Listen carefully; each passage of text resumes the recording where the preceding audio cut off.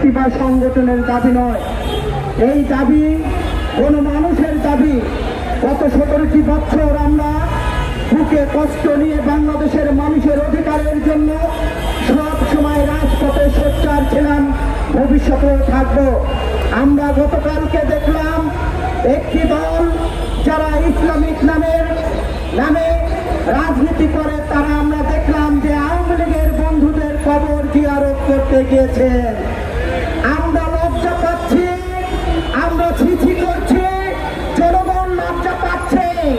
যে আওয়ামী লীগের বিরুদ্ধে আমরা জীবন দিয়েছি, যে আওয়ামী লীগের বিরুদ্ধে আমরা লড়াই করেছি, যে আওয়ামী লীগ আমি যেখানে দাঁড়িয়ে কথা বলছি আমার ভাই চৌধুরী আলমকে গুম করেছে, সেই আওয়ামী লীগের নেতার কবর যারা জিয়ারত করে তারা জাতীয় বেঈমান এবং তাদের সাথে বাংলাদেশের জনগণ নাই।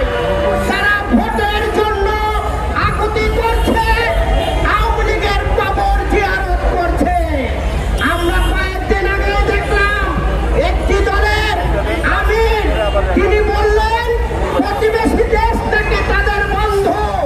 আমরা তাকে বলতে চাই, যারা আমার বোনকে মেরে সীমান্তে ঝুলিয়ে রাখে তারা আমাদের বন্ধু হতে পারে না।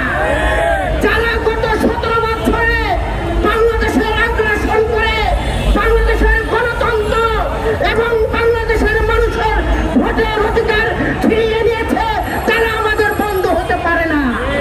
আমরা ওই আমিরকে বলবো, শেখ হাসিনাও বলেছিল যে ভারতকে আমরা যা দিয়েছি ভারত চিরজীবন মনে রাখবে। বাংলাদেশের মানুষ শেখ হাসিনাকে যা করে দিয়েছে শেখ হাসিনাও মনে রাখবে। আমির সাহেব যতই বন্ধুত্ব করেন, বাংলাদেশের মানুষ আপনাদের সাথে নাই।